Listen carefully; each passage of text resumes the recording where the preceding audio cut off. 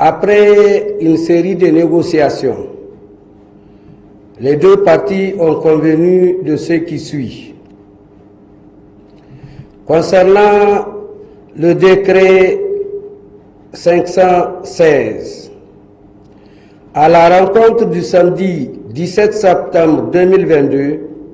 avec le Premier ministre chef du gouvernement, il a été souligné au Ben Suzas qu'un comité créé à son cabinet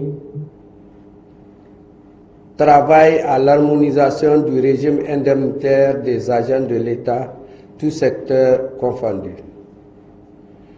Cette revendication sera prise en compte à ce niveau. Le SUSAS fait confiance à son Excellence, Monsieur le Premier ministre, au vu de son engagement solennel pour réparer l'inéquité d'ici fin 2022. Relativement au recrutement sans concours des contractuels en 2023, considérant que l'effectif des agents contractuels dans le secteur de la santé s'élève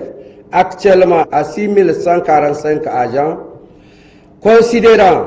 que le ministre de la Santé publique, de la Population et des Affaires sociales a élaboré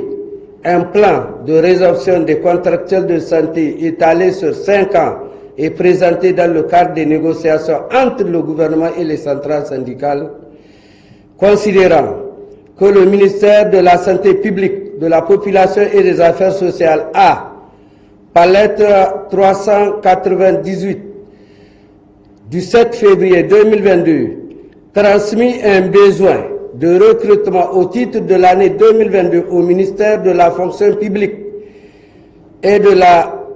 réforme administrative en réponse à sa lettre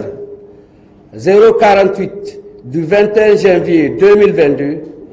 considérant que les besoins en ressources humaines sont une réalité dans tous les secteurs et prioritairement dans le secteur de la santé et de l'éducation, considérant que dans le secteur de la santé, la résorption a déjà commencé en 2022 par le recrutement de 400 agents contractuels à la fonction publique avec statut de fonctionnaire. Au titre de rappel, l'effectif global des contractuels de santé est estimé à 6 145 agents et le plan de résorption proposé consiste à affecter 700 postes budgétaires par an pendant 5 ans, soit 3 500 agents diplômés et le reste qui sont des contractuels sans diplôme à raison de 1323 postes budgétaires par an pendant 2 ans.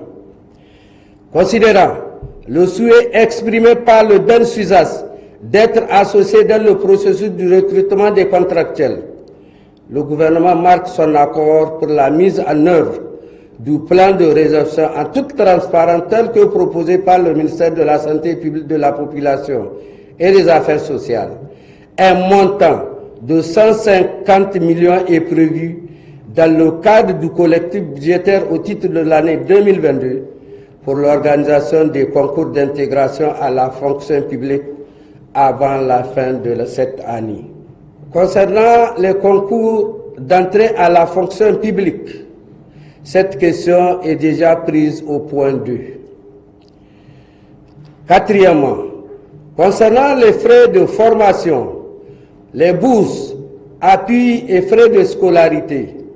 le paiement de 651 millions doit intervenir d'ici fin novembre 2022. Considérant que les deux parties se sont félicitées de l'augmentation significative de l'enveloppe consacrée à la spécialisation qui est passée de 284 millions en 2021 à 651 millions en 2022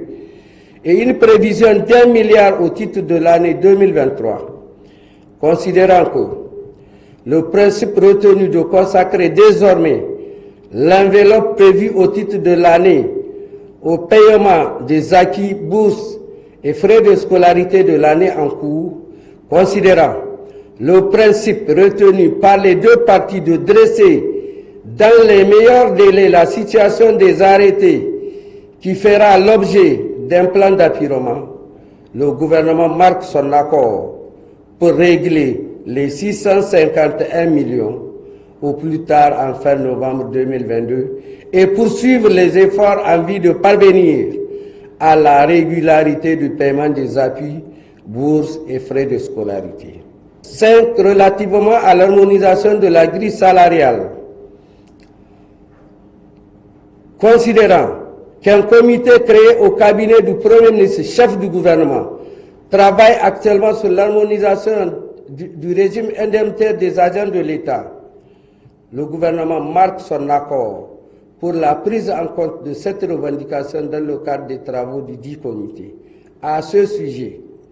le Ben Suzas a pris l'engagement de soumettre une proposition de grille harmonisée au comité chargé de l'harmonisation du régime indemnitaire des agents de l'État. En conclusion, les deux parties se réjouissent du climat de confiance et de sérénité qui a prévalu tout au long des discussions et se félicitent des résultats auxquels elles sont parvenues. En conséquence, le Ben Suzas suspend son mot d'ordre de grève prévu pour les mardis 20, mercredi 21 et jeudi 22 septembre 2022. Pour le comité interministériel de négociation avec les partenaires sociaux, le ministre de la Santé publique, de la Population et des Affaires sociales, Dr Idi Ilyasu Menassara, le ministre de l'Emploi, du Travail et de la Protection sociale, vice-président, Dr Ibra Boukari, le ministre des Finances, vice-président, M. Ahmad Jidoud, la ministre de la Fonction publique et de la Réforme administrative, vice-présidente, Madame Daura Hadizatou Kafougou. Pour le cabinet du Premier ministre, la conseillère principale chargée du département socio-économique et inclusion, Madame Kabiru Mariama Manzou. Pour le Ben Suzas, le secrétaire général Ibro Ani. Pour la Confédération démocratique des travailleurs dirigeurs, son secrétaire général, camarade Idrissa Djibrila. Pour la commission du dialogue social, le vice-président, M. Mahaman Mansour El Haji Dadou, fait à Niamey le 19 septembre 2022. Je vous remercie.